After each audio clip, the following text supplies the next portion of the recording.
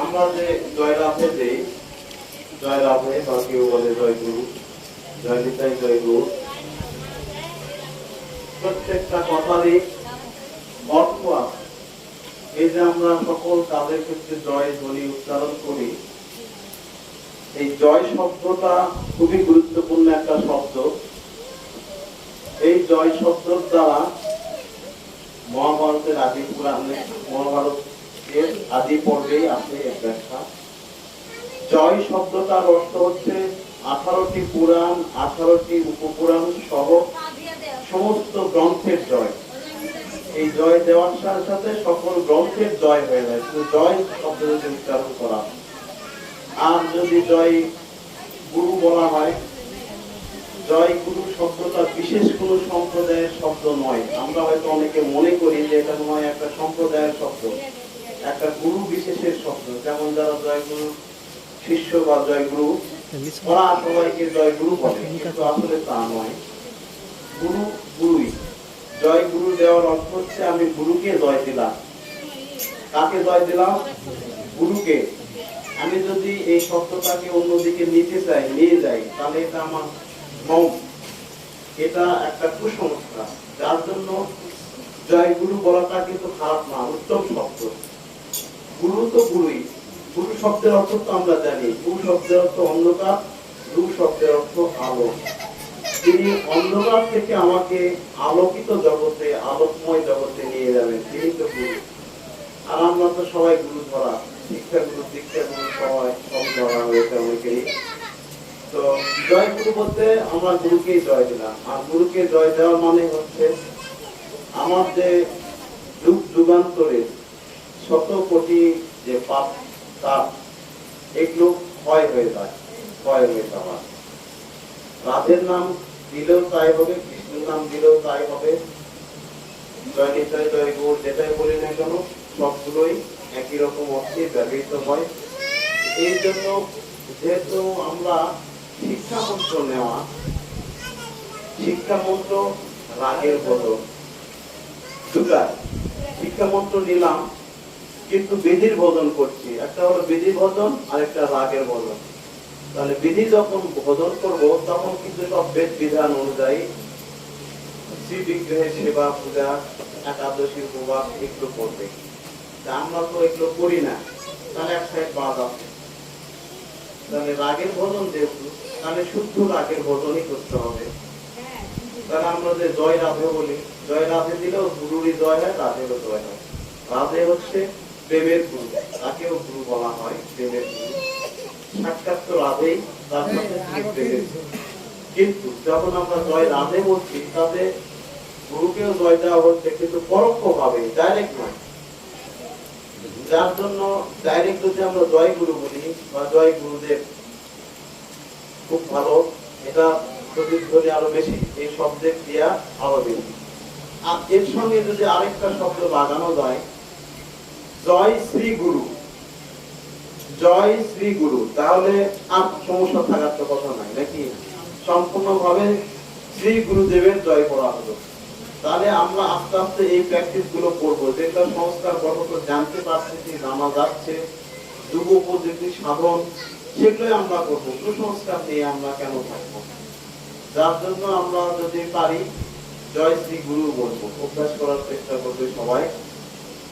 আর আরেকটা কথা বিশেষভাবে আলোচনা এখানে করতে চাচ্ছি, সেটা হলো সবাই, আমার অধিকাংশই দু একজন হয়তো না, মায়ের শিষ্য, শুধু মা গোসাই শিষ্য। তো মা গোসাই এর একটা বিশেষ বৈশিষ্ট্য রয়েছে। আমরা যে গুরু ধরেছি, ভুল করিনি। আমি পরে ভাবা চিন্তা দেখছি, অনেক শুনলাম, অনেক দেখলাম। তো গুরু হিসাবে মায়ের মতো গুরু পাওয়া এই জগতে কঠিন। অনেক চড়াই উতরাই এসেছে, সমাজের অনেক রকমের বিশৃঙ্খলা হয়েছে, হচ্ছে, অতীতে হয়েছেও। তারপরেও দেখা গেছে কি মা তার নিজের শিষ্য অনেকে ত্যাগ করে চলে গেছে। প্রথমত একটু হয়তো রাগ হয়, পরে দেখি যে আবার ভুলে যাওয়া।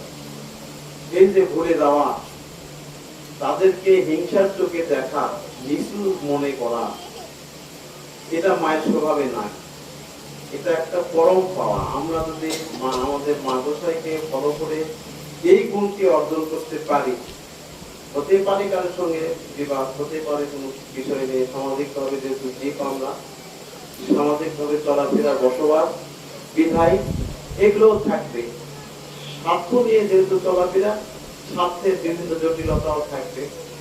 কিন্তু এর মধ্যে থেকে আমরা যদি এই গুণগুলো অর্জন করি, আমি আমার গুরু মায়ের আদর্শকে অনুসরণ করে মায়ের যে গুণাবলীগুলো রয়েছে, তিনি অত্যন্ত ধীর স্থির শান্ত, তাকে আমার জীবনে আমি কোনোদিন রাগান্বিত দেখিনি। আমার দেখা মতো মাদ্রাসার সঙ্গে যতদিন সঙ্গ, কোনোদিন তিনি রেগে গেছেন, কারোর উপর রাগ করে কথা বলেছেন, এটা কিন্তু এখন পর্যন্ত দেখিনি। ছোটবেলা থেকে তিনি খুব শান্ত, খুব বিনম্র, খুব নরম সুরে কথা বলেন, উচ্চ সুরে কোনোদিন কথা বলতে দেখিনি। তাহলে এই যে বিশেষ গুণগুলো, আরো অনেককে দেখলাম তাদের মধ্যে বিভিন্ন রকমের উত্থান পতন দেখা যায়, অনেক বাদ বিসম্বাদ দেখা যায়। এগুলো গুরুর বৈশিষ্ট্য থাকা ঠিক নয়। তাই আমার মায়ের যে বৈশিষ্ট্যগুলো রয়েছে, এই বৈশিষ্ট্যগুলোই উত্তম শ্রেষ্ঠ বৈশিষ্ট্য। তাকে আশ্রয় করে আমরাও খুব ভালো করেছি। আমরা গুরু মাকে ফলো করব। গুরু এরকমই হবে। গুরু কোন সীমারেখা দ্বারা বেঁধে রাখবেন, নিজেকে বেঁধে রাখবেন শিষ্যকে, তা হবে না। গুরু তো অসীম, অখণ্ড বলা হচ্ছে না। গুরু মধ্যে প্রথমে বলা হচ্ছে অখণ্ড, যেটা কোনো খণ্ড নয়, অসীম, যার কোনো সীমারেখা নেই। তাহলে একটা নির্দিষ্ট সীমা দিয়ে এক জায়গাতে বেঁধে নিজেকে রাখবেন অথবা শিষ্যদের বেঁধে রাখবেন, এটা তো গুরুর স্বভাবের মধ্যে পড়ে না। আর যদি পরেও তাহলে সেটা গ্রহণযোগ্য হবে না। তাহলে তিনি কি করবেন? যিনি এগুলো করবেন, তিনি চৈতন্য চৈতন্যের ভাষায় বলা আছে তিনটা দোষ, চারটা দোষের দ্বারা আমরা জীব দ্বারা তারা জড়িত। ভ্রম, প্রমাদ, বিপ্রলিপ্সা, করুণা পাঠক, এই চারটা দোষ রয়েছে মানবের মধ্যে, কিন্তু মহাজনদের মধ্যে এগুলো দেখা যায় না। তো যারা মহাজন, তারা এই চারটা দোষের ঊর্ধ্বে। আর যিনি এই চারটা দোষের ঊর্ধ্বে থাকবেন, তিনি নিঃসন্দেহে একজন মহাসাধক, মহাযোগী।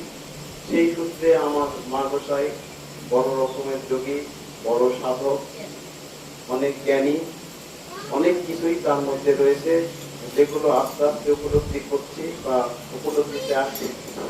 আমি তাকে আশ্রয় করলাম। তার আচরণ যদি আমার ভিতরে প্রতিফলিত না হয়, না আসে, তাহলে তো গুরু ভজনটা সঠিক হলো না। আগেই বললাম, যেহেতু আমরা রাগের ভজন করছি, গুরুকে ফলো করে আমাদের ভজন হবে, গুরুকে অনুসরণ করে আমাদের কর্ম হবে। সেই গুরুর আচরণ যদি অনুসরণযোগ্য না হয়, তার আচরণ নিয়ে যদি চলতে লেগে সমাজে ধাক্কা খায়, তাহলে তো হলো না। এই জন্য আস্তে আস্তে এগুলোর ঊর্ধ্বে আসার চেষ্টা করতে হবে, তবেই সাধন বোধন। এখানে ছিল ভক্তি সরস্বতী প্রভুপাদ গোস্বামী মহারাজ, তিনি তার বাণীতে বলেছেন ভক্তি কি, সেই সম্পর্কে তিনি তার বাণীতে বলেছেন। সেক্ষেত্রে তিনি বলছেন, ভক্তি হলো এই ইতিহাস এবং অ্যালেগরি, ইতিহাস এবং কাল্পনিক তত্ত্ব, এখান থেকে নিষ্কৃতি পাবার নামে ভক্তি। ইতিহাস এবং কাল্পনিক তত্ত্ব, এখান থেকে নিষ্কৃতি পাওয়ার নামে ভক্তি।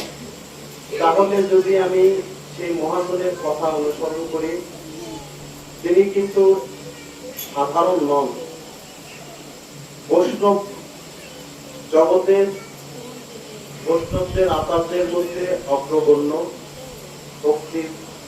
আমাদের যে গৌড়ীয় বৈষ্ণব সম্প্রদায় রয়েছে, আমরা কিন্তু গৌড়ীয় বৈষ্ণব সম্প্রদায়েরই ধারা। সেই গৌড়ীয় বৈষ্ণব সম্প্রদায়েরই পরম পূজ্যপাদ প্রভু সরস্বতী গোস্বামী, তিনি এই কথা বলেছেন, ইতিহাস এবং কাল্পনিক তত্ত্ব থেকে নিষ্কৃতি পাবার নামে ভক্তি। To get rid of history and allegory. এই হিস্ট্রি এবং অ্যালিগরি থেকে যতদিন না পর্যন্ত মুক্ত হতে পারছি ততদিন সাধন ভজন কাল্পনিকই থেকে যাবে, বাস্তবায়িত হবে না, বাস্তবে রূপ নিবে না। ইতিহাসটা কি? যুগে যুগে যা হয়েছে সেগুলো ইতিহাস। এগুলোর থেকে বের হচ্ছে সমাজের যে সচরাচর যে ঘটনাগুলো, এগুলো ইতিহাস। এগুলোর থেকে বের না হলে ভক্তি পথে অগ্রসর হওয়া যাবে না, ভক্তিতে চূড়ান্ত ভাবে সিদ্ধিও লাভ করা যাবে না। আর কাল্পনিক তত্ত্ব কি? যেগুলো মানুষ কল্পনা করে, যেমন সংসার ক্ষেত্রে আমরা কল্পনা করি আমার একটি বড় 2তলা 4তলা বিল্ডিং বা 1তলা 7তলা বিল্ডিং হতে হবে, 10 বিঘা 5 বিঘা জমি থাকতে হবে, এটা কল্পনা করে অফিসে জোড়াচ্ছি।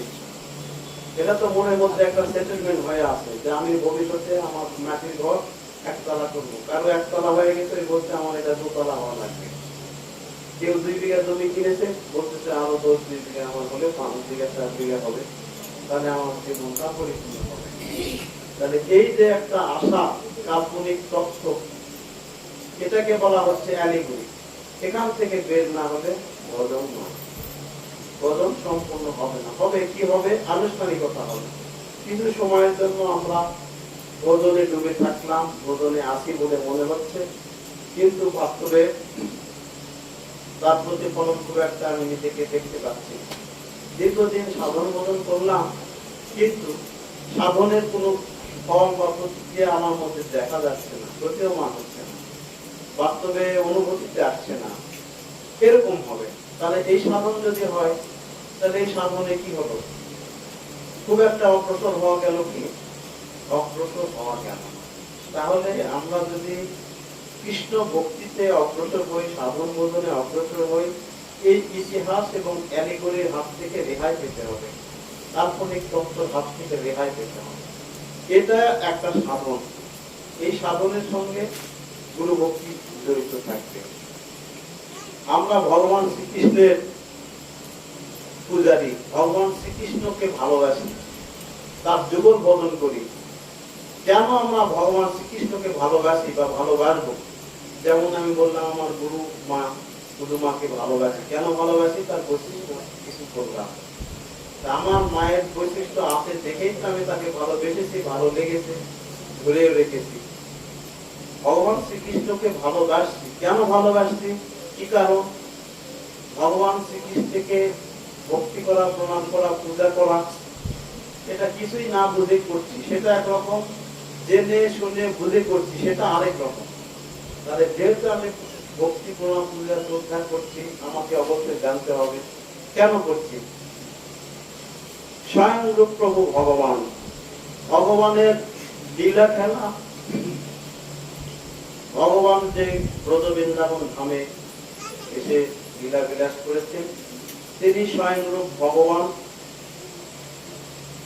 সচ্চিৎ আনন্দ বিগ্রহ, অনাদির আদি গোবিন্দ, সর্ব কারণের কারণ। সচ্চিৎ আনন্দ, তিনি সচ্চিৎ এবং আনন্দময়। অনাদির আদি গোবিন্দ, এই পৃথিবীতে সৃষ্টি হয়েছে অনাদিকাল থেকে চলছে, তারও আদি। সৃষ্টির শুরুতে কেউ ছিল না, কিছু ছিল না, একমাত্র কে ছিলেন? আমার স্বয়ং ভগবান শ্রীকৃষ্ণ ছিলেন। আবার এখন সৃষ্টি হয়ে অনেক কিছু হয়েছে, আবার সৃষ্টি শেষে কে থাকবে? স্বয়ং ভগবান থাকবেন, আর কেউ থাকবেন না। তাহলে যিনি অনাদির আদি, তাকে তো ভালোবাসবো। এখন প্রশ্ন যে তিনি তো অনাদির আদি, তাহলে যে ব্রজ বৃন্দাবন ধামে যে লীলাগুলো করলেন, এদের দ্বারা কি বোঝা গেল? আসলে কি তিনি ভগবান? হ্যাঁ, তিনি এক বাক্যেই স্বয়ং ভগবান। তিনি লীলা বিলাস করেছেন, সবকিছুই তিনি জানেন, তিনি বোঝেন, তিনি এই লীলাগুলো করেছেন আমাদের জন্যই, আমার মতো অধম জীবকে, প্রাকৃতিক জীবকে চলাবার জন্য, পথ দেখাবার জন্য। ব্রজ বৃন্দাবন ধামে যে ভগবান শ্রীকৃষ্ণ আবির্ভূত হয়েছিলেন, যে লীলা বিলাস গুলো করেছিলেন, আমরা যদি একটা একটা করে দেখি একটু, তাহলে বুঝতে পারবো। আর এখানে তার আগে আরেকটা প্রশ্ন অনেকে আলোচনা করছে যে কৃষ্ণ কয় প্রকারের। প্রশ্ন আসছে, আলোচনা করছে আমরা কোন কৃষ্ণের ভজন করি, কোন কৃষ্ণের ভজন করব। এখানে সাধারণত আলোচনায় যেটা পাওয়া যায়, দ্বারকার কৃষ্ণ, মথুরার কৃষ্ণ, আরেকটা কি এই বৃন্দাবন ধামের কৃষ্ণ, ব্রজ বৃন্দাবন ধামের আরেক কৃষ্ণ কি অনাদির আদি গোবিন্দ, যিনি সেই আদিতে ছিলেন, এখনো আছেন, ভবিষ্যতেও থাকবে না। তার কোনো আকার আকৃতি আছে না, তার কোনো কিছু আছে। তাহলে আমরা যে ভগবান শ্রীকৃষ্ণকে পেয়েছি, তিনি হচ্ছে ব্রজ বৃন্দাবন ধামের কৃষ্ণ। আমরা এই কৃষ্ণকে ভজন করি। কোন কৃষ্ণকে? ব্রজ বৃন্দাবন ধামের কৃষ্ণকে। কেন? তিনি হচ্ছেন মাধুর্যের কৃষ্ণ, সম্পূর্ণভাবে তিনি মাধুর্য মণ্ডিত, মাধুর্যের কৃষ্ণ। তাহলে দ্বারকার কৃষ্ণ মাধুর্যের কৃষ্ণ নয়, দ্বারকার কৃষ্ণ মাধুর্যের কৃষ্ণ নয়, দ্বারকার কৃষ্ণ ঐশ্বর্যের কৃষ্ণ, ঐশ্বর্যকে ঢাকা রয়েছে। দ্বারকাধীশ তিনি দ্বারকাতে তার যতগুলো স্ত্রী ছিলেন, সবার জন্য একটা আলাদা আলাদা প্রাসাদ তৈরি করে দিয়েছেন। তারা সেই প্রাসাদের থেকে ভগবান শ্রীকৃষ্ণকে স্বামী রূপে পেয়ে তার ভজনা করছেন। তারাও ভজনা করছেন, যেমন সত্যভামা, রুক্মিণী, তারা যে ভজনা করছেন না তাও নয়, তারাও কৃষ্ণের ভজনা করছে। কিন্তু তারা কোথায় থেকে? একটা নির্দিষ্ট রাজপ্রাসাদের থেকে। সেখানে তার যতগুলো স্ত্রী রয়েছে, বিবাহিত স্ত্রী, সবাই বিবাহিত স্ত্রী, কাউকে অবিবাহিত নয়, সবগুলো বিবাহিত স্ত্রী। সেই বিবাহিত স্ত্রীগুলোকে তিনি ভগবান একই সঙ্গে সবার গৃহে, সবার রুমে থাকে, একই সঙ্গে যে গৃহে যাওয়া হোক না কেন সেখানে কৃষ্ণকে দেখা যায়, পাওয়া যায়। তাহলে তিনি এইভাবে সবার সঙ্গে সঙ্গ করেন, তারা ওইভাবেই তাকে পেয়েছে। তাহলে তারা দ্বারকাতে রয়েছে, দ্বারকার কৃষ্ণ, দ্বারকাতে রাজপ্রাসাদের থেকে তারা কৃষ্ণকে পেয়েছে, সেখানে কৃষ্ণ সঙ্গ হচ্ছে, সবই হচ্ছে। তাহলে তারা তো ভালো, কিন্তু তারাও অত ভালো নয়, অত ঊর্ধ্বের নয়। কেন নয়? ব্রজ বৃন্দাবন ধামে যারা কৃষ্ণের ভজনা করছেন, রসময় ভজনা করছেন, মাধুর্যের কৃষ্ণ ভজনা করছেন। দ্বারকাতে কি হচ্ছে? কৃষ্ণ ঐশ্বর্যশালী, তিনি অনেক শক্তিবান, বিরাট পুরুষ, তার অনন্ত শক্তি, এইগুলো দেখাচ্ছেন। এগুলো দেখে তারা ভুলে যাচ্ছে যে না, ইনি তো আমার স্বামী নয়, ইনি তো স্বয়ং ভগবান, ভুলে যাচ্ছেন তাকে। কিন্তু আবার মথুরাতে যদি বলি, মথুরার কৃষ্ণ তাই, মথুরাতে তিনি যে লীলা বিলাসটা করেছে, সেখানে ঐশ্বর্য রয়েছে। তিনি বিরাট পুরুষ, তার মামা কংসকে বধ করলেন, নিজে কংসকে যুদ্ধ করে বধ করলেন, অনেক শক্তি দেখালেন সেখানে। এবং সবাই যারা মথুরাতে কৃষ্ণকে দেখেছেন, পেয়েছেন, ভজনা করেছেন, তারা হচ্ছে একইভাবে ঐশ্বর্য কৃষ্ণকে ভজনা করেছেন। তিনি জানছেন যে ইনি বাসুদেব, আবার পরে জানছেন যে না, ইনি স্বয়ং ভগবান, অনাদির আদি গোবিন্দ, তখন ভুলে যাচ্ছে। আর ব্রজ বৃন্দাবন ধামে কি হচ্ছে? ব্রজ বৃন্দাবন ধামে যে সতীবৃন্দ রয়েছে, এরা পঞ্চভাবে, পঞ্চরসে তাকে ভজনা করছে। পঞ্চভাবে, পঞ্চরসে, পঞ্চরস কি সবার তো জানা আছে নাকি? শান্ত, দাস্য, সখ্য, বাৎসল্য, মধুর। কেউ শান্তভাবে ভক্ত হয়ে রয়েছে, প্রভু সেবা করছে, উনি ওটাতেই, ওর বেশি আর যাবেন না। কেউ দাস্যভাবে প্রভুর ভজনা করছে, তিনি ওই দাস্য নিয়েই আছে, আমি প্রভুর দাস, আমি প্রভুর দাস, এইভাবেই তাকে ভজনা করছেন, আমি কৃষ্ণের দাস। আর কেউ বা সখ্য ভাবে, যেমন ব্রজ বৃন্দাবন নামে যে সখাগুলো ছিল ভগবান শ্রীকৃষ্ণের, শ্রীদাম, সুদাম, দাম, বসুদাম, মধুমঙ্গল সহ আরো যত ভক্ত, সবাই প্রভুকে বন্ধু রূপে, সখা রূপে ভালোবেসেছেন। এদের কাছেও তিনি মাঝে মাঝে তার যে ঐশ্বর্য লীলা, এগুলো দেখেছেন, কিন্তু ওরা গ্রহণ করেন। তুমি যতই শক্তিশালী হও না কেন, তুমি আমার বন্ধু, ওরাকে টাইম দেয় না।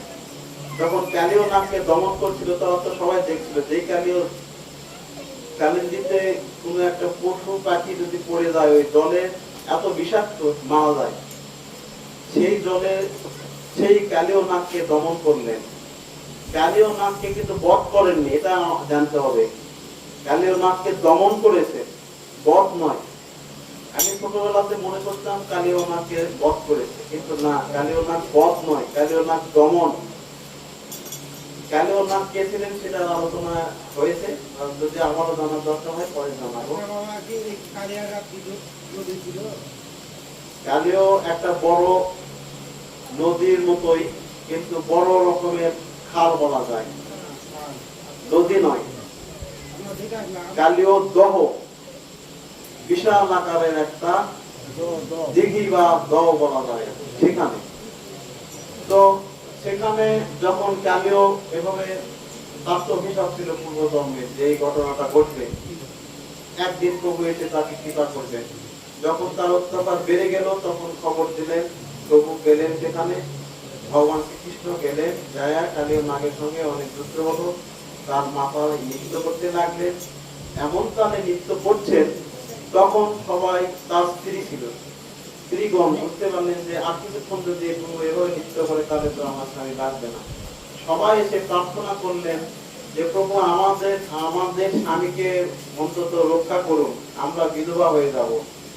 তখন প্রভু তাদেরকে কৃপা করলেন, কালীয় নাগকে বললেন তুমি তোমার এই যে হিংস্র স্বভাব, এটা যদি তুমি ত্যাগ করো তাহলে তোমাকে আমি ছেড়ে দেব। তখন কালীয় নাগ যখন প্রভুকে বুঝতে পারলেন, জানতে পারলেন, চিনতে পারলেন, সম্পূর্ণভাবেই প্রভুর শরণে গেলেন, তখন প্রভু তাকে কৃপা করলেন। এই হলো কালীয় দমন। কালীয়ের যে পূর্বের স্বভাব ছিল, তার বিশেষ জর্জরিত হয়ে প্রাণীকুল মারা যাচ্ছিল, এটা পরবর্তীতে থাকলো না। প্রভু যখন কৃপা করলেন, তার মস্তকে নৃত্য করলেন, তাকে কৃপা হলো, প্রভু চরণগুলি তার মস্তকে পড়লো, অটোমেটিকই আর কিছু করার আছে কি? প্রভুর চরণ যেখানে পড়ে সেখানে তো সব তৃপ্ত, মহাতৃপ্ত হয়ে যায়।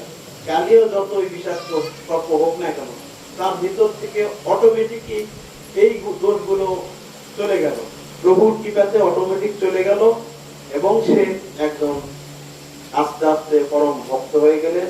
প্রভু বললেন তুমি এখানে আর থেকো না, তোমাকে ভয় পাবে, তুমি চলে যাও মহাসমুদ্রে। তখন তিনি মহাসমুদ্রে চলে গেলেন।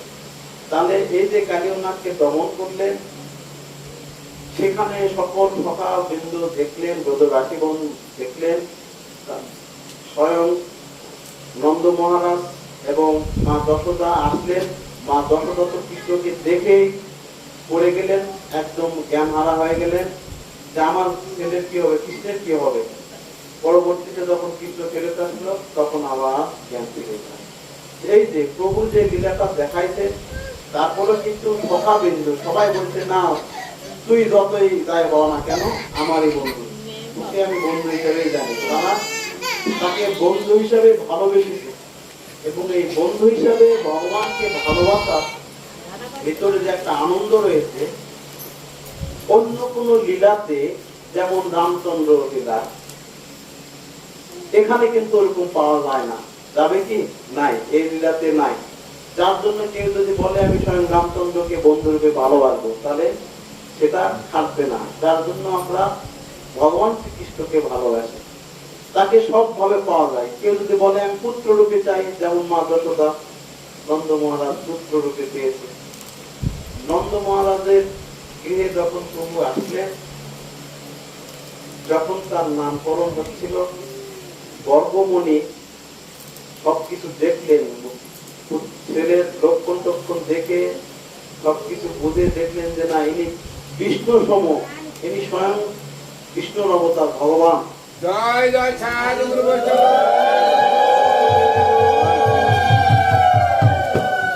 স্বয়ং বিষ্ণুর অবতার বিষ্ণু।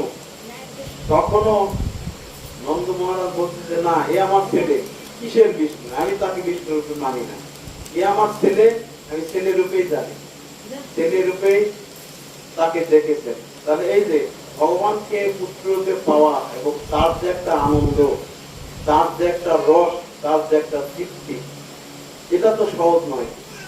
তাহলে নন্দ মহারাজ এবং মা যশোদা কেন ভগবানকে পুত্র রূপে পেয়েছেন, এটারও কাহিনী আছে। পূর্ব যুগে ছিলেন তারা, ধরা দেবী, তার ভক্তিতে ভগবান তুষ্ট হয়ে ধরা দিয়েছে পুত্র রূপে, বর চেয়েছিল, সেই বর দিয়েছিলেন যে হ্যাঁ আমি তোমার পুত্র রূপে যুগে যুগে অবতীর্ণ হবে। সেই অনুযায়ী এই যুগেও মহাপ্রভু এসেছেন তারই পুত্র রূপে। এবং এখানেও দেখেন একই লীলা, স্বয়ং ভগবান শ্রীকৃষ্ণ চৈতন্য মহাপ্রভু বাড়িতে অনেক উৎপাত করেছেন, অনেক অত্যাচার করছেন। জগন্নাথ মিশ্র তার পুত্রকে বকা দিচ্ছে, শাসন করছে, মারছে। এরকম একটা পর্যায়ে যখন গেল, তখন আকাশ থেকে দৈববাণী হচ্ছে। এখানে তো আর কাউকে দেখানো যাচ্ছে না, কলিযুগ। দৈববাণী হচ্ছে যে ইনি স্বয়ং ভগবান। জগন্নাথ মিশ্রকে শোনাচ্ছেন ইনি স্বয়ং ভগবান, মা শশী দেবীকে শোনাচ্ছেন ইনি স্বয়ং ভগবান। কিন্তু তারা বলছে যে না, ওই ভগবান হোক আর যাই হোক, আমি জানি সে আমার পুত্র এবং সে আমার পুত্র রূপেই থাকবে। তাহলে এই যে ভগবান শ্রীকৃষ্ণ পুত্র রূপেই ধরা দিয়েছে, যে যেভাবে ভালোবেসেছে। আর তার যে এই যে অলৌকিক লীলা দেখে মনে হচ্ছে যে একটু বালক, সাধারণ বালক, কিন্তু না, কিন্তু সাধারণ বালক নন। তিনি সবই জানেন, কিন্তু লীলা করছেন কেন? তার ইচ্ছা এবং জগৎবাসীকে দেখানো। তাকে সহযোগিতা করছে কে? লীলা বিলাসে যোগমায়া। যোগমায়া আশ্রিত লীলা। যোগমায়া যদি তাকে সহযোগিতা না করে, তিনি তো লীলা বিলাস করতে পারবেন না। তিনি চৈতন্য চৈতামিতে বলা আছে, ওই সময়ে যতগুলো অসুরকে তিনি বধ করলেন, সেখানে আসলে কি কৃষ্ণ বধ করলেন না অন্য কেউ? প্রশ্ন হতে পারে যে কে তাকে বধ করলেন, কৃষ্ণ বধ করলেন না অন্য কেউ বধ করেছেন? চৈতন্য চৈতামিতের মধ্যে ব্যাখ্যা দিচ্ছে, অতএব কৃষ্ণ তখন বিষ্ণুর শরীরে, বিষ্ণুর দ্বারে কৃষ্ণ করেন অসুর সংহারে। তাহলে বিষ্ণুর দ্বারে কৃষ্ণ অসুর সংহার করছে, স্বয়ং রূপ কৃষ্ণ নন। তিনি না কাউকে সংহার করেন, না কাউকে শাস্তি দেন। তাহলে কে দেন?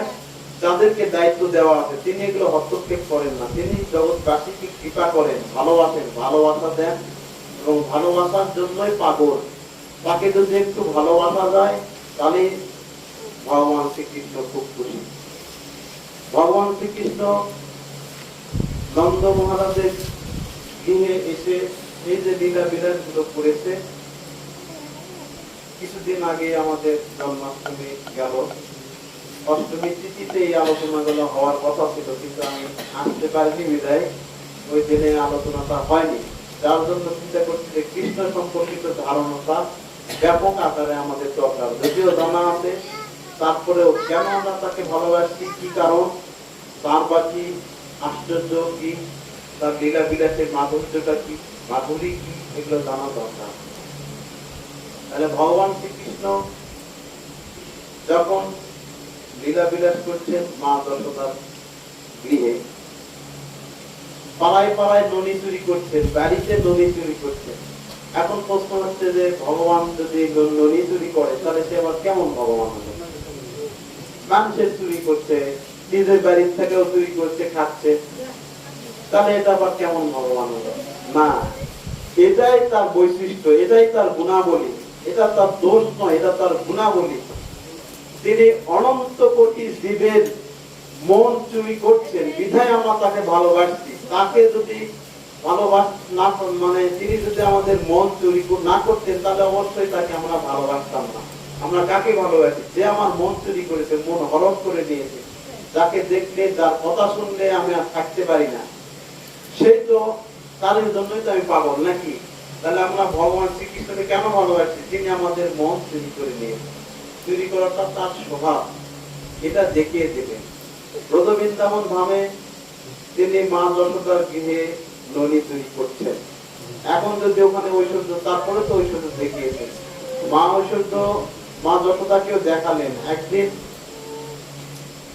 যমুনার পাড়ে নাকি খাচ্ছে, বলরাম দাদা এসে মা যশোদাকে বললেন, মা কৃষ্ণ নাকি খাচ্ছে। মা যশোদা গিয়ে বলল, কৃষ্ণ তুই মাটি খাচ্ছিস, মাটি খাচ্ছিস, যে না আমি তো মাটি খাইনি। তখন মা বলছে যে না তুই মাটি খেয়েছিস। বলরাম তো কোনোদিন মিথ্যা কথা বলে না, তুই নিশ্চয় মাটি পেয়েছিস, দেখে হা কর। যখন হা করলেন তখন দেখা গেল যে সমস্ত বিশ্ব ব্রহ্মাণ্ড তার মুখের ভিতরে, সমস্ত বিশ্ব ব্রহ্মাণ্ড ঘুরছে তার মুখের ভিতরে। তারা, চাঁদ, সূর্য সব দেখা যাচ্ছে। মা তো দেখেই আবার অজ্ঞান হয়ে পড়ে গেলেন নামতে। কিছুক্ষণ পর জ্ঞান ফিরে পেয়ে চিন্তা করলেন যে এটা আমার বেটা কিছু একটা ঘটেছে, মাথা নষ্ট হয়েছে, নাহলে ভূতে ধরেছে। তাড়াতাড়ি করে যত রকমের সাধু বৌদ্ধ এদেরকে ডাকা নিয়ে আসলেন। তারপরে যারা ব্রাহ্মণ ছিল তাদেরকে নিয়ে এসে জল কলা, মাটি কলা ইত্যাদি ইত্যাদি দিয়ে গরুর যে আমাদের লেজপুচ্ছ আছে, লেজের দুধ, এগুলো যে সুন্দর করে ধারা জুড়ে দিলে কিছু একটা ধরেছে, নাহলে মুখের ভিতরে কেন এগুলো দেখলাম। তিনি যে স্বয়ং ভগবান বিশ্ব ব্রহ্মাণ্ড দেখাচ্ছেন, তারপরেও মা করছেন না এটা আমার পুত্রই, কিসের ভগবান, আমি সেভাবে নিচ্ছি না। কেন নিচ্ছেন না তিনি? কারণ হলো আরো একটা, তারা হচ্ছে লীলা পারিষদ, স্বয়ংরূপ ভগবানের পারিষদ বৃন্দ। তাদেরকে মায়া কখনো গ্রাস করতে পারে না, কোনো মায়াই তারা মোহিত নয়। স্বয়ং ভগবানও নয়, মা যশোদা, নন্দ মহারাজ এরাও নয়, এদেরকে মায়া দেবী কখনো গ্রাস করতে পারে না। সাময়িক করতে পারে, এমনকি যোগমায়াও তাদেরকে মোহিত করতে পারছে না, কিছু সময়ের জন্য পারছে, তারপরে আবার তাদের যে মায়া অটোমেটিক কেটে যাচ্ছে, কাটছে না। যখন এটা দেখলেন, দেখেই আবার কৃষ্ণকে ধারা করে ভালো করলেন, এবার মনে করলেন ভালো হয়েছে। এইভাবে প্রভু যে লীলাগুলো করেছে, সেই লীলাগুলো একেবারে সাধারণ মানুষের মতো। ঐশ্বর্য ওখানে তিনি দেখাননি। ঐশ্বর্য দেখাচ্ছেন কোথায়? দ্বারকাতে, মথুরাতে। ব্রজবৃন্দাবন ধামে ঐশ্বর্য দেখায়নি, আর ঐশ্বর্য দেখালেও ব্রজ গোপীগণও মেনে নেয়নি, সখাগণও মেনে নেয়নি, তার যত রাধা সহ সখীবিন্দু তারাও মেনে নেয়নি, মা যশোদা, নন্দ মহারাজও মেনে নেয়নি। বাড়ি বাড়ি যেত, ননি মাখন এগুলো চুরি করত। এই অত্যাচারে পাড়ার সব, এখন যদি কারো বাড়িতে যায় চুরি করে, দেখা যাচ্ছে ননি টানে রাখছে বা বিক্রি করবে, ওটা তো ওদের ব্যবসা। ওই ব্যবসা করে ওরা জীবিকা নির্বাহ করে। দেখা যাচ্ছে ভগবান যে তাদের ননি বা ক্ষীর স্বর্ণমণি সব খায় দেয়, ভেঙে চলে খেয়ে চলে আসে। সবাই এসে অভিযোগ, তোমার ছেলে কৃষ্ণ যায় আমাদের বাড়িতে অত্যাচার করে, তুমি আটকে রাখো, মা যশোদাকে বারবার বলে। কিছু সময় পর ভগবানের কি লীলা, যখন আর যান না, তখন তারা আবার করে যে কই কৃষ্ণ তো আর আসছে না, না আসলেও ভালো লাগে না। তাহলে কিভাবে তিনি লীলা করছেন, জগৎবাসীকে, ব্রজবাসীকে এমন ভাবে মোহিত করে রেখেছেন। চুরি করছে, ক্ষতি হচ্ছে ভালো, কিন্তু আবার যদি না আসছে তখন আর ভালো লাগছে না, তখন আবার প্রার্থনা করছে কৃষ্ণ তুই আসিস, তুই আসিস। অত্যাচারিত হচ্ছে, আবার পরে পরে প্রার্থনা করছে। সকল ব্রজবাসীগণ কৃষ্ণকে পুত্র রূপে চেয়েছিল, যে তুই যদি আমার পুত্র হতিস, তুই যদি আমার পুত্র হতিস। প্রভু বলছেন তোমাদের সকলের মনোবাঞ্ছা পূর্ণ হবে। তো সে ভগবান শ্রীকৃষ্ণ একইভাবে একদিনের লীলা, এক বাড়িতে থেকে ননি চুরি করলেন, সঙ্গে সঙ্গে বাড়ির ওই মা ধরে ফেলেছে, হাত ধরে কৃষ্ণকে ধরে ফেলেছে। কৃষ্ণকে যখন ধরেছে তখন বলছে, কৃষ্ণ বলছে মা তুমি আমাকে ছেড়ে দাও, আমি আর চুরি করবো না, আমাকে ছেড়ে দাও। না তুই বারবার চুরি করিস, তোর আজকে রেহাই নাই, তোর আজকে বিচার হবে, তোর মায়ের কাছে নিয়ে যাবে। আমি আর চুরি করবো না, তোর কথাই শুনবো না। সব করে হাত ধরে টানা নিয়ে চলে আসছে মা যশোদার কাছে। টানতে টানতে টানতে নিয়ে চলে আসছে। মা যশোদা আঙ্গিনায় কাজ করছে, ওখানে নিয়ে এসে করছে, যশোদা যশোদা দেখো তোর ছেলের কাণ্ড, দেখো তোর কৃষ্ণের কাণ্ড, আমার বাড়িতে যায় নড়ি চুরি করছে। মা যশোদা দেখছে আর হাসছে, বিট করে হাসছে। তুই কাকে নিয়ে আসছিস? ও তো আমার কৃষ্ণ নয়, ও তো আমার কৃষ্ণ নয়। তাকে দেখে তারই ছেলে, কৃষ্ণ না তারই ছেলে। ধরলো কিন্তু কৃষ্ণকে, সাক্ষাৎ কৃষ্ণকে ধরেছে। অথচ যখন টানা নিয়ে পিছন দিকে তাকানি, রাগ করে হনফন করে চলে আসতেছে। যখন আসে ব্রজবৃন্দাবন ধামে দাঁড়ালে মায়ের আঙ্গিনাতে, যশোদা মায়ের। তখন বিচার যখন দিলেন, মা কাছে যশোদা বলছে, তাকে দেখ, ওটা তো তোরই ছেলে। তখন দেখলেন যে হ্যাঁ, কৃষ্ণ আর নাই, তারই ছেলে। তখন আর কি করবে, লজ্জা পেয়ে ফিরে চলে যাচ্ছে। কিছুদিন যখন বাইরে চলে গেছে, ওই ছেলে তো পিছে পিছে যাচ্ছে। পিছে যা আরো কিছুদিন যখন যশোদার গৃহটা ছেড়ে গেছে, তখন একটা ওয়ালের উপর উঠে, প্রাচীরের উপর উঠে বলছে, মা এই তো আমি। আমার থেকে তাকে দেখে স্বয়ং কৃষ্ণ। বলছে, ওরে কৃষ্ণ, তুই আমার সঙ্গে এভাবে খেলছিস? প্রভু, এভাবে ভক্তের সঙ্গে খেলে আনন্দ পান। এই আনন্দ অন্য কোনো ভাবে তিনি পান না। অন্য কোনো দেশে দেখাও যায় না।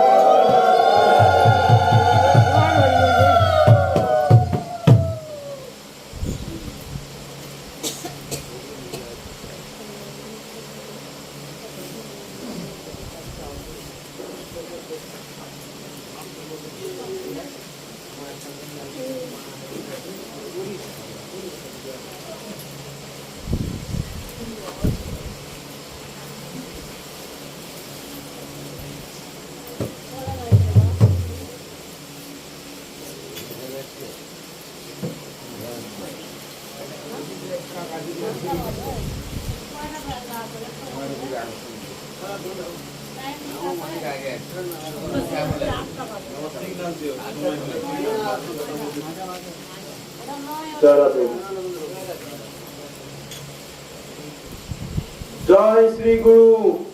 একসাথে সবাই বলো, আমরা গুরুর জয় চাই। জয় শ্রী গুরু, জয় শ্রী গুরু, জয় শ্রী গুরু।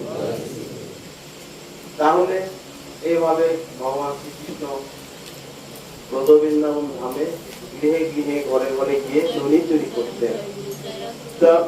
মা যখন এখানে তার বিয়েতে এসে আসে আলোচনা, তোমরা কেউ কথা বলো না। মা যখন যশোদার গৃহে এসে লোকজন এভাবে বারবার নানি দিতে লাগলেন, একদিন দেখছেন যে তার ঘরের মধ্যেকার যতগুলো ননি ছিল সেগুলো খেয়ে ফেলেছে, হাড়ি ভাঙিয়ে ফেলেছে। মা তো প্রচন্ড রেগে গেলেন। রেগে গিয়ে কি করলেন, খুব রাগ হয়েছে, আজকে তোকে আমি বেঁধে ফেলবো, তুই বারবার এগুলো অত্যাচার করিস, মানুষের ঘরে যাস, ননি চুরি করিস, আবার আমার বাড়িতেও এগুলো করেছিস, আজকে তোকে বেঁধে ফেলবো।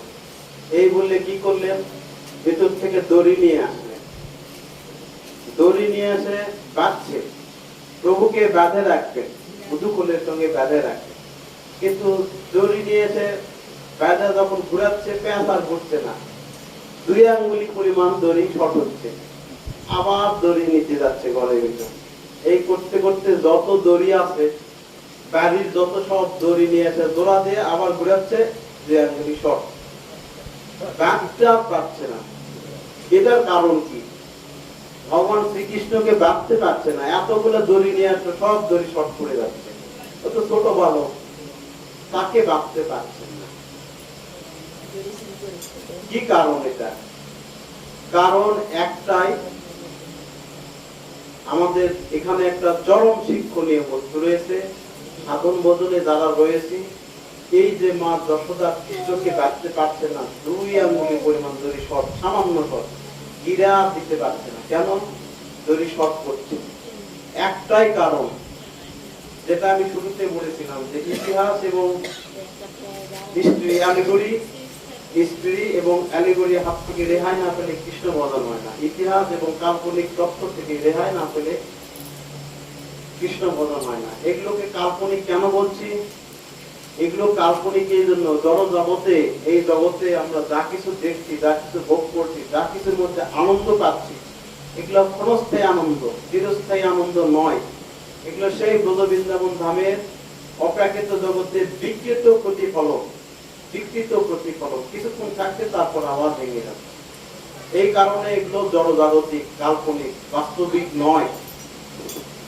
এই যে বললাম, যে যতক্ষণ না পর্যন্ত আমরা এই ইতিহাস এবং কাল্পনিক তত্ত্ব থেকে বের না হতে পারছি, সমাজের বিভিন্ন জটিলতার ভিতর থেকে বের না হতে পারছি, নিজেকে যতক্ষণ মুক্ত না করতে পারছি, সমাজ তো আমাকে আটকে রাখবে, বিভিন্ন ভাবে আটকাবে, কিন্তু আমি যতদিন না এর ভিতর থেকে বের হয়ে আসতে পারবো ততদিনে আমার সাধন ভজন পূর্ণ হবে না।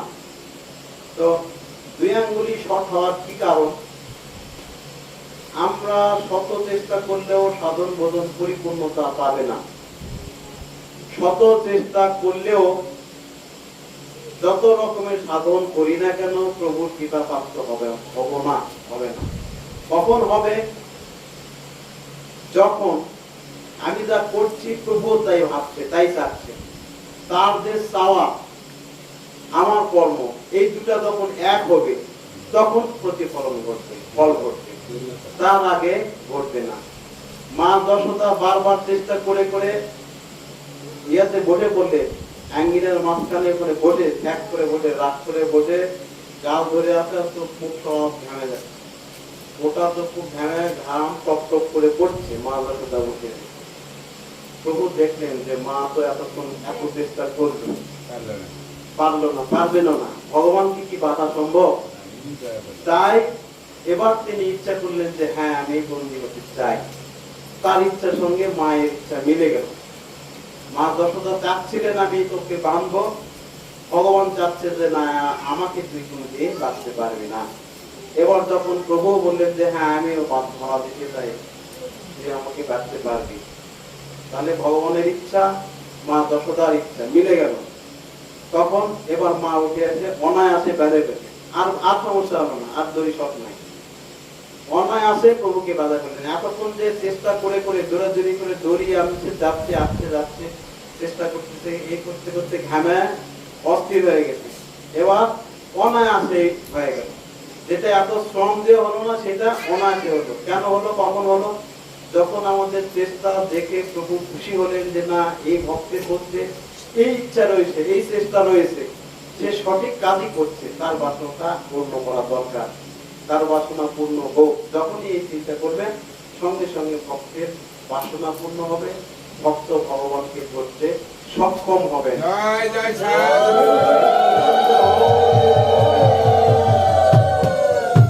তাহলে আমরা যে ভগবান শ্রীকৃষ্ণকে ভালোবাসছি, কেন বাসছি বোঝা গেল তো। ভগবান শ্রীকৃষ্ণ এই রসতত্ত্বগুলো চান, তিনি চান যেন তার জগৎবাসী জীবগণ তাকে এইভাবে ভালোবাসুক, বন্ধুরূপে ভালোবাসুক, সখা রূপে ভালোবাসুক, কান্তা রূপে ভালোবাসুক, পতি রূপে, পরম পতি রূপে ভালোবাসুক, এটা তিনি চান। আর এই চাওয়াটা একমাত্র কৃষ্ণই চেয়েছেন, আর কোনো অবতারে কোনো ভগবান চাননি, যার জন্য অন্য কোনো ভগবানকে ভালোবাসলে এগুলো পূরণ হবে না। আর তিনিও আমাদেরকে এইভাবে কৃপাও করবেন না। তার যে চরণ সান্নিধ্য, আমরা যে ব্রজ বৃন্দাবন ধামে যেতে চাই সেটাও সম্ভব হবে না। সেখানে আগেই বলা হয়েছে ঐশ্বর্য জ্ঞানেতে সব জগৎ মিশ্রিত, ঐশ্বর্য শিথিলদের নয় মর্যাদ, আগেই বলা হয়েছে। কারণ ঐশ্বর্য ভাবে, ঐশ্বর্য দেখে প্রভুকে যদি ভালোবাসি তাহলে তিনি খুশি হবেন না, ধরাও দিবেন না।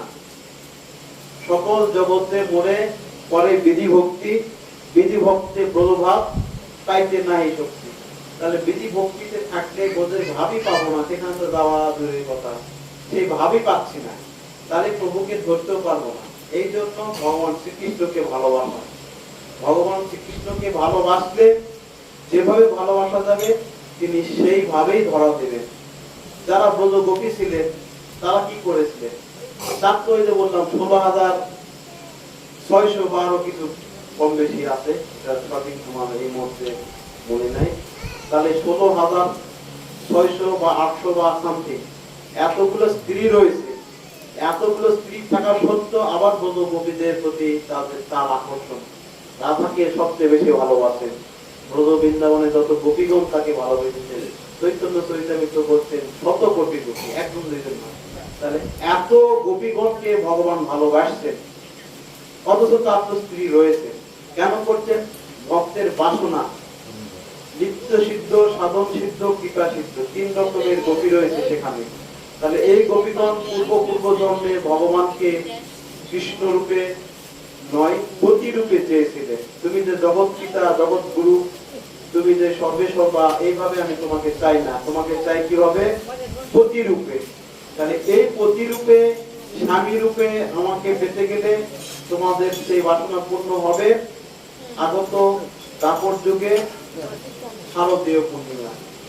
এই তো যেটা আমরা রাসে পাই। তাহলে স্বয়ং প্রভু এই যে ব্রজগোপীদের বাসনা, ব্রজগোপীরা কে ছিলেন? তার অন্তরঙ্গ ভক্ত এবং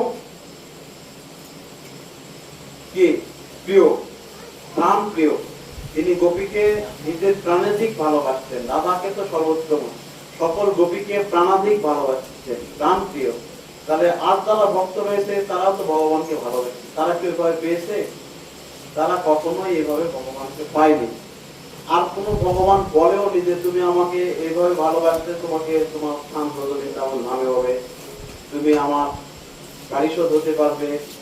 তুমি যেভাবে ভগবান শ্রীকৃষ্ণকে এই যুগে এই লীলাতে এই চৈতন্য মহাপ্রভু এসে যেটা দেখিয়ে গেলেন, এগুলো তো আমরা জানতাম না, জানালেন কে?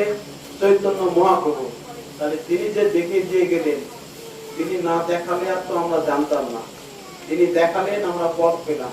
এইখানে এসে আমরা তাকে যে যেভাবে ভালোবাসবো, যদি কেউ বন্ধুরূপে ভালোবাসেন তাহলে ওইখানে গিয়ে যদি তার কৃপা হয় তিনি তাকে বন্ধুরূপে পাবেন। যদি কেউ পুত্ররূপে ভালোবাসেন ভগবানকে তাহলে সেই বৃন্দাবন ধামে গিয়ে সাধন সিদ্ধ হয়ে গেলে পুত্ররূপে পাবেন। কেউ যদি পতিরূপে ভালোবাসেন তাহলে সেখানে গিয়ে পতিরূপেই পাবেন। বাস্তব কথা হচ্ছে তাকে সেই অনুভূতিতে ভালোবাসতে হবে, এখানে ভালোবাসতে পারতে হবে, এখানে ভালোবেসে সেই ভিড় তৈরি করে দিতে হবে, তবে সেখানে গিয়ে পাওয়া যাবে।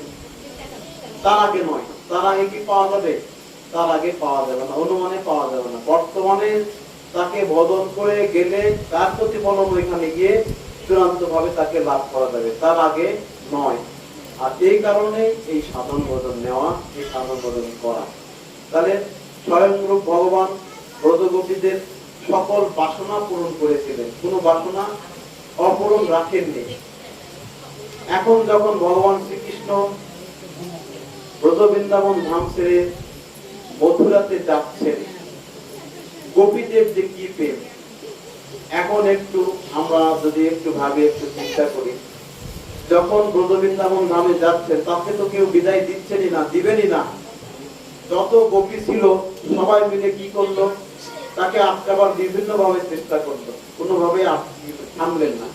শেষে কৃষ্ণ বলছে যে আমি আজকে যাচ্ছি, কালকে আবার ফেরত আসবো, তোমরা কোনো চিন্তা করো না, কালকে আসবো, আজ যাচ্ছি কালই আসবো।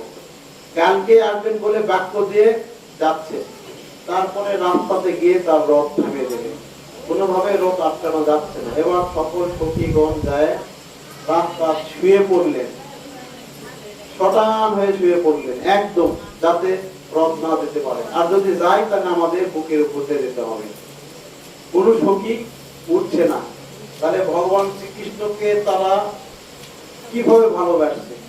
কখনো তাদের মন থেকে ভগবানকে সরাননি, কখনো তাদের নয়ন থেকে ভগবানকে সরাননি। সদা সর্বক্ষণ নয়নে রেখেছে, মনে রেখেছে, সদা সর্বক্ষণ ভগবানের সঙ্গ পেয়েছে, সঙ্গ করেছে।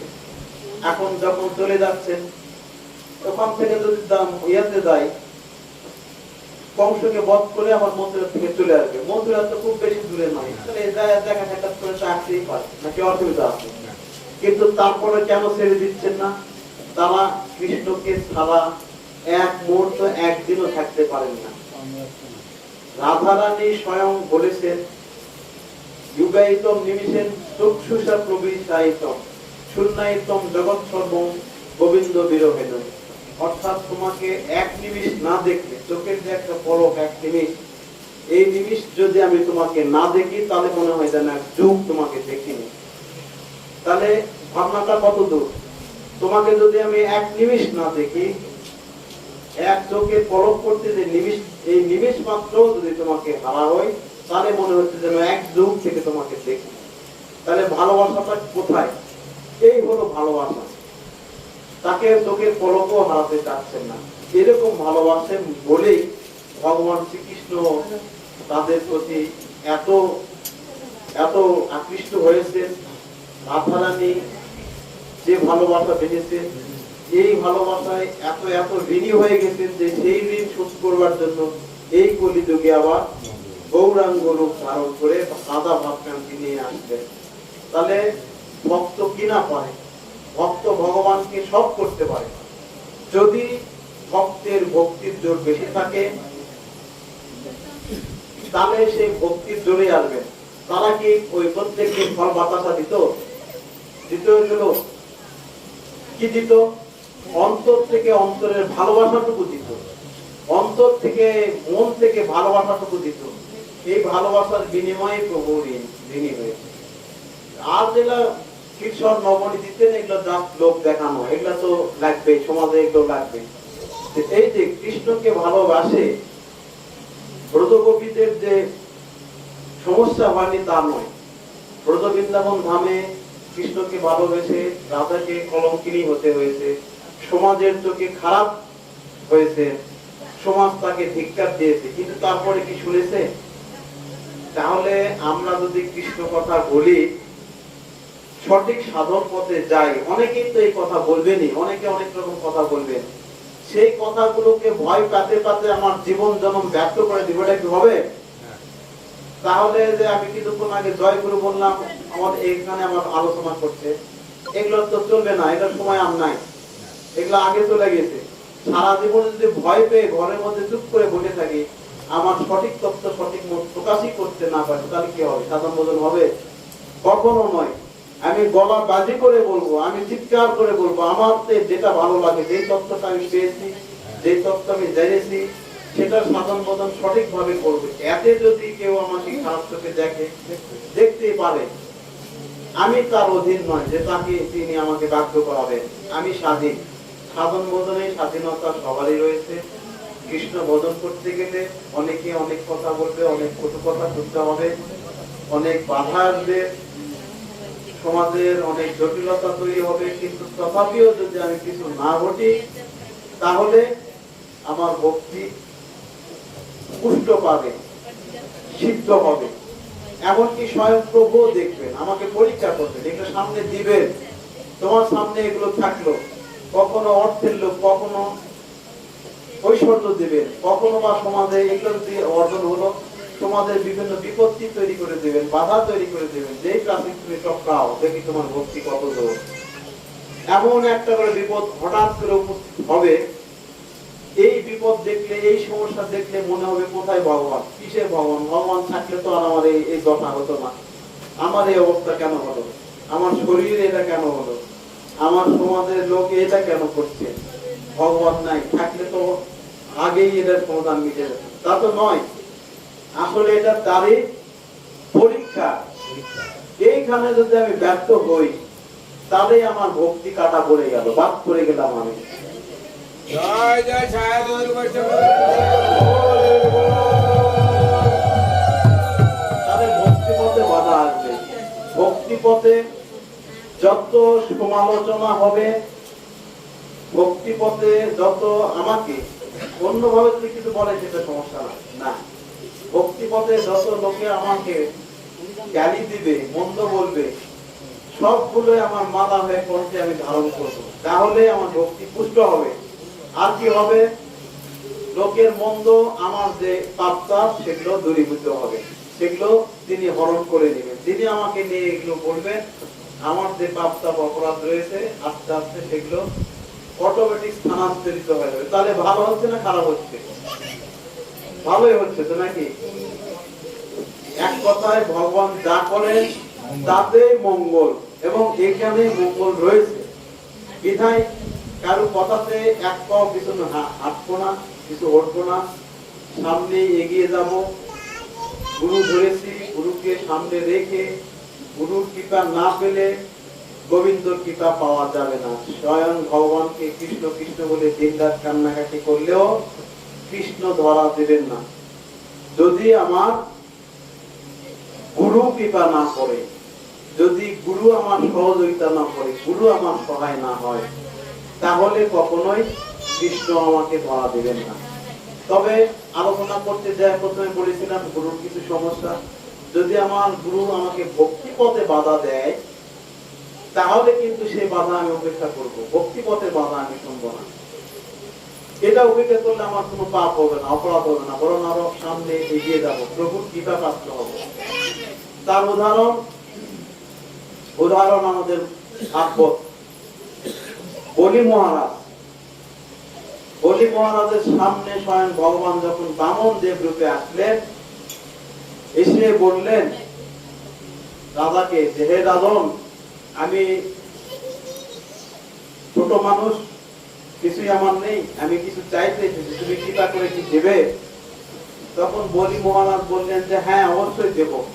এদিকে স্বয়ং তার গুরুদেব শুক্রাচার্য, অসুরদের যে গুরু নাই তা নয়, অসুরদেরও গুরু রয়েছে, গুরু আছে, গুরু সাধন তারাও করেছে। তাহলে শুক্রাচার্য বুঝতে পারলেন যে এ তো সাধারণ কেউ নয়, দেখতে ব্যাটা হলেও ব্যাটা নয়, এই বামন দেখতে হলো ব্যাটা, বামন মানে খাটো, বামন শব্দের অর্থ হলো খাটো, খাটো ছোট একটা ছাতা নিয়ে চলে আসছে আস্তে আস্তে। এখন এসে বলছে যে আমি কিছু চাই। ভগবান এসেছে, এবার তার গুরুদেব পিছন থেকে করছে, বলি ভগবান আমার কথা, খবরদার ওনার কথা শুনবি না, যদি শুনিস তোর অমঙ্গল হবে, তোর ক্ষতি হয়ে যাবে। তখন এই বলি মহারাজ না শুনলেন তার গুরুদেবের কথা। তিনি তার একই কথা যে আমার কাছে তিনি চাইতে এসেছে, এটা তো ধর্ম, তাকে দান করবো আমি, সে আমার কাছে চাইতে এসেছে, তাকে দিব, এটা তো আমার ধর্ম। আর আমি যদি তা না দিই তাহলে কি হবে? অধর্ম হবে না? তাহলে গুরু বলছে যে তুই যদি দিস তোর ক্ষতি হয়ে যাবে, এমন জিনিস চাইবে যে তোর এই জন্মে শোধ হবে না, আর পাবি না, অতএব তুই থামে যা। ভালো জন্য বলছে যে তুই যে রাজ্য নিয়ে, রানী নিয়ে, সব নিয়ে বসে আছিস, রাজ্য পরিচালনা করছিস, তোর সব হারাতে হবে, তুই থামে যা, থাম, ওনার কথা শুনিস না। কিন্তু বলি মহারাজ বলছে যে না, আমি, উনি যেহেতু আমার কাছে চাইতে এসেছে, আমি তাকে দেবই। তার উদ্দেশ্য যেটাই থাক, যাই চাক না কেন, কি চাইতে পারে, এমন যা হিসাবে তাই দিব, কিন্তু আমি তাকে দেব। তখন ব্রাহ্মণদেব বললেন যে শোনো, তোমার কথা এখন যে বলতে দেব, তার পরে চেঞ্জ হতে পারে। যখন যাবে যে না না, তোমাকে এটা দেওয়া যাবে না বাবা, তুমি চলে যাও, তাহলে কথা তো থাকবে না। তুমি আগে সত্য, ত্রিসত্য অঙ্গীকার করো, স্বীকার করে নাও। তাহলে কি করতে হবে? কমণ্ডল যে জলটা গায়ে ছিটে দিই, যে পবিত্র হয়ে তোমার এই অঙ্গীকারবদ্ধ হও আগে। তখন কমণ্ডলের থেকে জল ঢালবে। এবার শুক্রাচার্য কমণ্ডলের ভিতরে মঙ্গলের ঢুকে নল বন্ধ করে দিবে, যাতে জল পড়তে না পারে। শিষ্যকে বাঁচাচ্ছে যাতে জল পড়তে না পড়ার প্রতিজ্ঞা যেন না হয়। তখন ওই কমণ্ডলের নলের মধ্যে কোথা দিয়ে গুটা মারা হয়েছে, ফুটা বন্ধ হয়ে গেছে, বের করতে হবে, কিছু একটা ঢুকে বন্ধ হয়ে গেছে ফুটা, তাহলে ফুটা তো বের করতে হবে। কোথাও দেওয়ার সাথে সাথে ওই ফুটা লাগলে বাম চোখে, শুক্রাচার্য ওখানে আছে, শুক্রাচার্যের বাম চোখে লাগলো, শুক্রাচার্যের বাম চোখ বন্ধ হয়ে গেল। তারপরেও জল ঢাললেন, এবার অঙ্গীকার করলেন তুমি যা চাইবে আমি তাই দেব, অঙ্গীকারবদ্ধ হয়ে গেলেন। এবার শুক্রাচার্য তো পারলেন না তার শিষ্যকে রক্ষা করতে, তার কথা শুনল না। তাহলে কি শুক্রাচার্যর কথা না শোনার জন্য বলি মহারাজ কি অধপতিত হয়েছিলেন? ক্ষতি হয়েছিল? তাহলে গুরু যদি সঠিক পথে শিষ্যকে চলতে না দেয়, তাহলে গুরুর কথা অমান্য করলেও অপরাধ নেই, পাপও নেই, কোনো সমস্যা নেই। আমার ভিতরে যদি কোনো জটিলতা না থাকে, আমার উদ্দেশ্য যদি খারাপ না হয়, তাহলে গুরুদেব মানা করলেও আমি সেই মানা শুনবো না। আর মানা যদি শুনি তাহলে কি হবে? উদ্দেশ্য প্রণোদিত।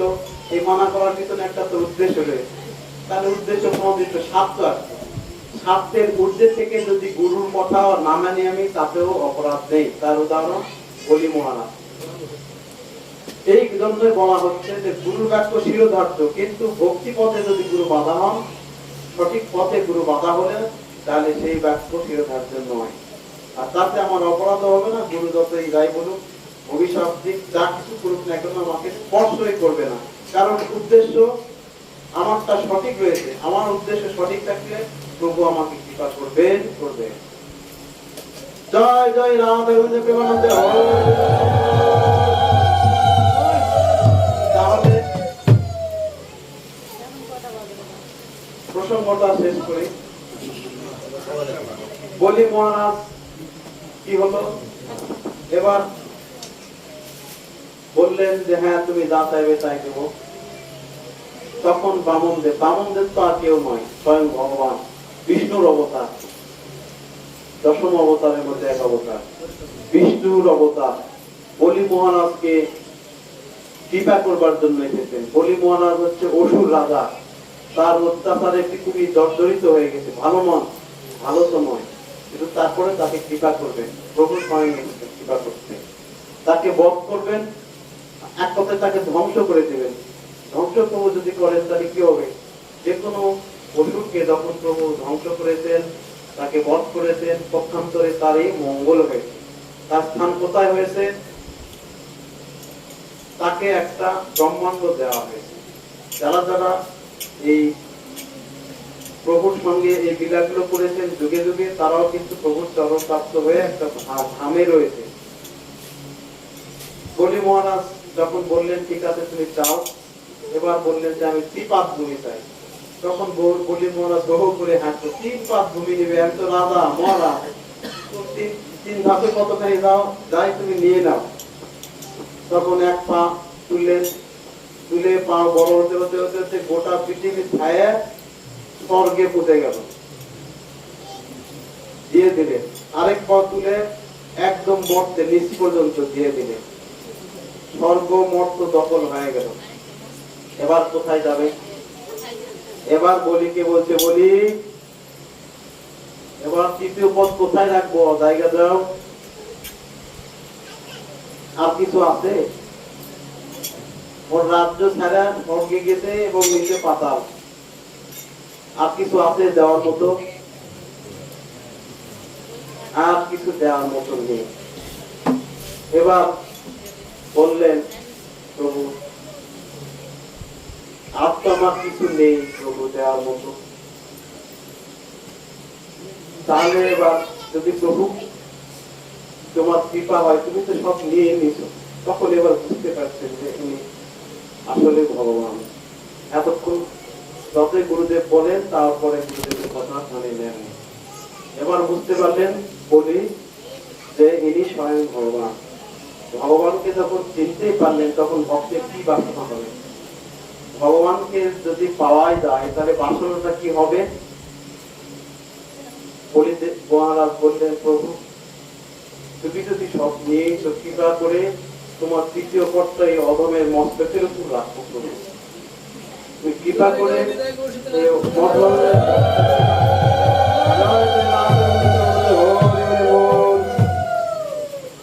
তাহলে তৃতীয় পদ বের হয়ে বলি মহারাজের মস্তকে রাখলেন, বলিকে কৃপা করলেন। বলিকে যখন কৃপা হয়ে গেল, এবার বলি মহারাজ শেষ, আর তো কিছু নাই, প্রভুর তো চরণ প্রাপ্ত হয়ে গেছে।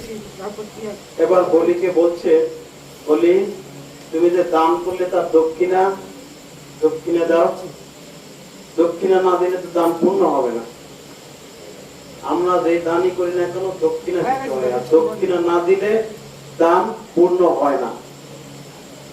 বলি মহারাজকে বললেন, ভিতর থেকে তার স্ত্রী বের হয়ে আসছেন। বলি মহারাজ বলছেন প্রভু সব তো তোমাকে দিয়েই দিয়েছি, তুমি তো নিয়েই নিয়েছো, আর তোমার কিছু নেই প্রভু। বলি মহারাজের স্ত্রী তার বাহিরে এসে প্রভুকে বললেন প্রভু আমি তো রয়েছি, তুমি যদি চাও আমাকে দক্ষিণ লোকে নিয়ে নাও প্রভু। এবার তার স্ত্রীকেও প্রভু স্বীকার করে নিলেন। তাহলে তারা স্বামী স্ত্রী যুগলেই প্রভুর চরণ প্রাপ্ত হলেন। এইভাবে বলি মহারাজকে প্রভু কৃপা করলেন। তাহলে এখানেও দেখেন বামনদেব বলি মহারাজকে কৃপা করলেন, তার চরণে স্থান দিলেন, কিন্তু এখানে রাধা গোবিন্দের মতো কৃষ্ণের মতো তো নয়। সেই ভালোবাসা সেই মাধুর্য কি পাওয়া যাচ্ছে? আর পাওয়া যাবে না। এই জন্য আমরা ভগবান শ্রীকৃষ্ণকে ভালোবাসি। তাহলে কি জানা গেল, ভগবান শ্রীকৃষ্ণকে ভালোবাসি কেন?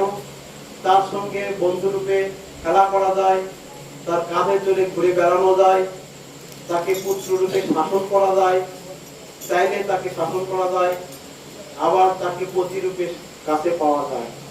তিনি জগৎ স্বামী, আসলেই তো তিনি জগৎ স্বামী, জগতের পিতা, জগতেরই স্বামী, স্বামী পিতা একই অর্থে ব্যবহৃত হয়। আমরা যদি তাকে পতিরূপে ভালোবাসি, তিনি অবশ্যই আমাদেরকে পত্নী রূপে কৃপা করবেন, যদি আমাদের সাধন সঠিকভাবে হয়। আর সাধনটা সঠিকভাবে গুরুর কৃপা ব্যতি রেখে সম্ভব নয়। এই জন্য গুরু কৃপা আগে, গুরু কৃপা হলে এই সাধন পথে আস্তে আস্তে আমরা এগিয়ে যেতে পারবো। আজকে ভাগবতী কথা, চৈতন্য কথা, গুরুর ভক্ত কৃষ্ণ ভক্তের হৃদয় মাঝে এখানে বিশ্রাম। আর সবাই আমি একটাই অনুরোধ করব, আস্তে আস্তে নিজেদেরকে কলুষ মুক্ত করুন।